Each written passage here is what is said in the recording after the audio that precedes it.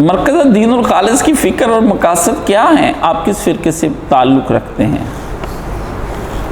آپ سے رابطہ ملاقات کیسے کی جائے؟ رابطہ کرتے ہو کن باتوں کا خیال رکھیں؟ مرکز دین الخالص جو ہے نا، اس کے مقاصد یہ ہیں کہ نبی کریم صلی اللہ علیہ وآلہ وسلم کا خالص پیور دین بغیر ملاوٹ کے آپ تک پہنچایا جائے۔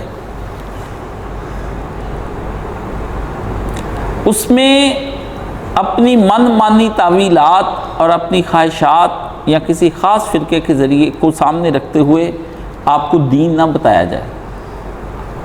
جو قرآن اور سنت سے سامنے آتا ہے وہی آپ کے سامنے رکھ دیا جائے، اور جتنا سادہ دین ہو سکے اتنا کیا جائے۔ اچھا، اس کے بعد دوسرا مقصد یہ ہے کہ ہم لوگوں کی تربیت کریں، تعلیم دینے کے بعد تربیت کریں، انہیں پریکٹیکل بنائیں دین کے لیے نا، ان کو تزکیہ نفس میں ان کی معاونت کریں، ان کے نفس کو پاک کرنے کے لیے نا، نفس امارہ کو نفس مطمئنہ تک لے کے جانا ہے، اور ان کے اندر نفس لوامہ پیدا کرنا مقصد ہے کہ جو باغی نفس ہے، سرکش نفس ہے، جو اللہ کی نافرمانی کر رہا ہے، اس کو پہلے ملامت کرنے والا نفس بنانا ہے کہ تم غلط کر رہے ہو، ایسا نفس، اور پھر اس کے بعد اگلی منزل جو ہے وہ یا ایتھا النفس المطمئنہ ارجعی الی ربک راضیۃ مرضیہ۔ یہ ہمارے اصل مقاصد ہیں، اور دنیا کے اندر ہم احیاء خلافت چاہتے ہیں کہ دوبارہ سے اللہ کے پیارے نبی علیہ السلام نے جو پولیٹیکل اسلام، وہ سیاست والا اسلام جس میں تزکیہ نفس بھی ہو، جس میں پوری امت کا تزکیہ نفوس بھی کیا جائے، اجتماعی بھی اور انفرادی بھی، اور عدل سے زمین بھر جائے، اور خلق خدا نیکی کرنا آسان لگے اور گناہ کرنا برا لگے اور مشکل لگے، ایسا نظام ہم چاہتے ہیں۔ لیکن اس کے لیے افراد کی تربیت کرنی پڑے گی، اور یہ ایک لمبا راستہ ہے، چاہے میں رہوں نہ رہوں نہ رہوں نہ رہوں، میرے شاگرد اور ان کے شاگرد، اس منصوبے کو 500 سال بھی لگ جائیں، ہم ان لوگوں کو تربیت کریں گے، انہیں جینا سکھائیں گے، کہ وہ جینا جو اللہ کے ہاں قبول ہو جائے، کہ کل ان صلاتی و نسکی و محیای و مماتی للہ رب العالمین، کہہ دو کہ میری نمازیں ہوں یا میری زندگی کی عبادتیں، میرا جینا ہو یا مرنا، وہ میرے رب ہی کے لیے ہو۔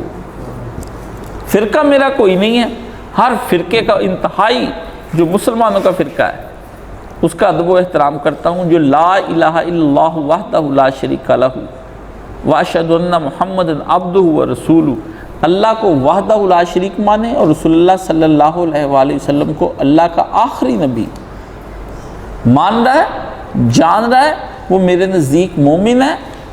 اور میں جو قبلے کی طرف رخ کر کے مسلمان یہ عقیدہ رکھتے ہوئے نمازیں پڑھتے ہیں، میں کسی کی تکفیر نہیں کرتا، میں یہ تو کہہ سکتا ہوں کہ وہ دوسرا آدمی کی رائے غلط ہے، اس کا پہلو دلیل کا کمزور ہے، یہ گمراہی کا راستہ ہے، لیکن کافر کہنے سے میں بچتا ہوں، میں کسی کے اوپر اس طرح کے احکامات نہیں لگاتا۔ مجھ سے رابطہ کرنے کے لیے آپ واٹس ایپ کے ذریعے سے رابطہ کر سکتے ہیں، وہ 030079411757، یہ واٹس ایپ کا نمبر ہے، آپ اس کے ذریعے سے رابطہ کر کے نا، السلام علیکم، وعلیکم السلام، میں کون، آپ یہ، آپ کہاں سے، میں وہاں، یہ کام نہ کریں۔ مجھے سلام دعا کچھ نہیں چاہیے، مجھے پہنچ گیا آپ کا سلام، جس سے رابطہ کر لیا میں اس کو اکٹھا ہی رات کو سب کو کہا یا اللہ جن جن بھیجا وعلیکم السلام، چلو آپ ٹو دی پوائنٹ، جو آپ کو مسئلہ درپیش ہے آپ اس پہ لکھ کے یا وائس ریکارڈنگ کر کے 1-8 منٹ کا بھیج دیں۔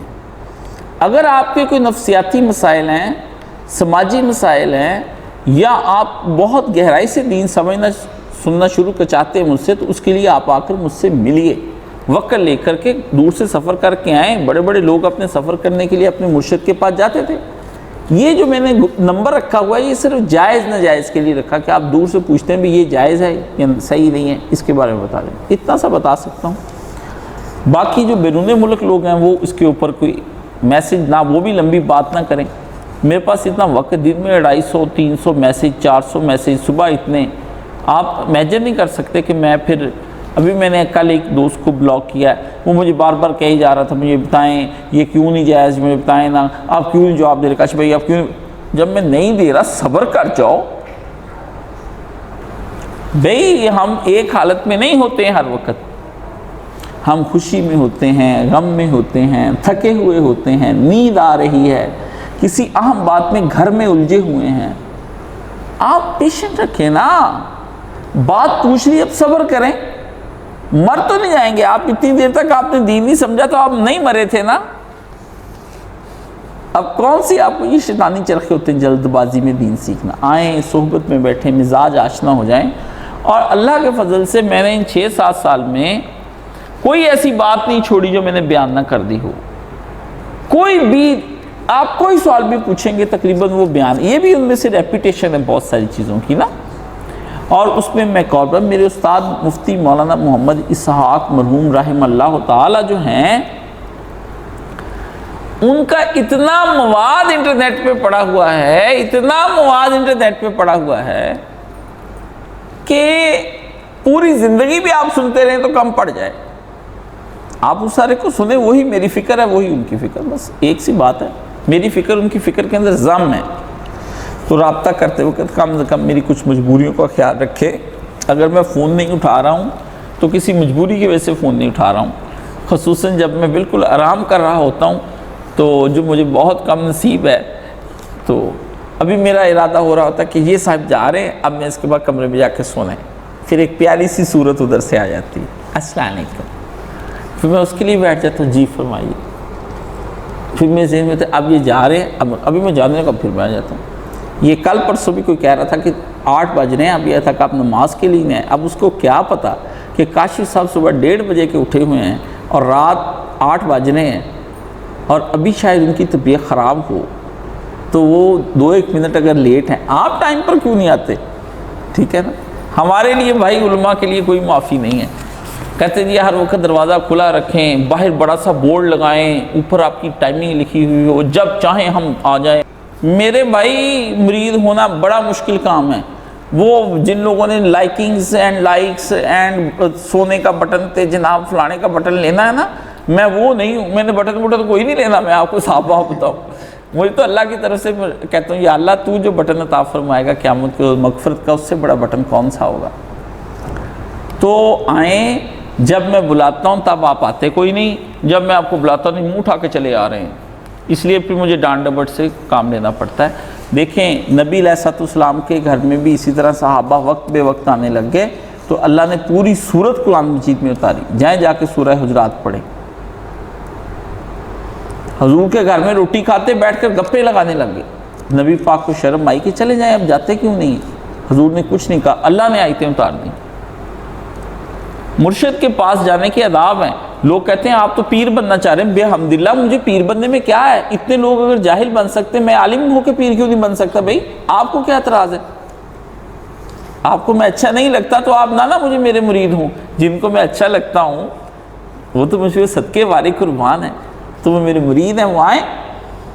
ان کو پتہ ہے جو میرے شاگرد ہیں، جو میرے مرید ہیں، صحیح جینوئن طور پر میں ان لوگوں کے ساتھ کس قدر نرم رویہ رکھتا ہوں. اور جو میرے سے متعلق ہو جاتے ہیں یقین جانیں میں تہجد میں بھی ان کو نہیں بھلاتا، بالکل بھی نہیں بھلاتا. ایک لمحے چاہے ایک دفعہ بھی مل کے گیا ہو، مجھے میرے ذہن میں وہ بات رہتی ہے. ناراض ہو کے بھی جو لوگ گئے ہوئے ہیں نا مجھ سے، میں ان کے لیے بھی اتنی دعا کرتا ہوں جتنی کہ جو مجھ سے راضی ہیں ان کے لیے بھی. میں بھلاتا نہیں ہوں بندے کو. وہ الگ بات ہے کہ مصروفیت کی وجہ سے رابطے نہ ہوں، میں نہیں، میں ہر ایک آدمی کے ساتھ نرم ہوں. اس لیے مجھ سے رابطہ آپ کریں، آئیں لیکن شیڈول کے ساتھ. ٹھیک ہے، جو پھر میں آپ کو بتاتا ہوں. اگر آپ نے تزکیہ نفس کرنا ہے، کروانا ہے تو آئیں. وَتَوَاصَوْا بِالْحَقِّ وَتَوَاصَوْا بِالصَّبْرِ.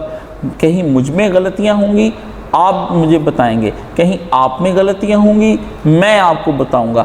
میں پھسل جاؤں آپ میرا ہاتھ تھام لیں، آپ پھسل جائیں میں آپ کا تھام لوں، اور ہم سب مل کر جنت میں چلے جائیں. اللہ ہم سب کو جنت الفردوس میں لے جائیں، ہم سب کی مغفرت فرمائے. وآخر دعوانا الحمدللہ رب العالمین.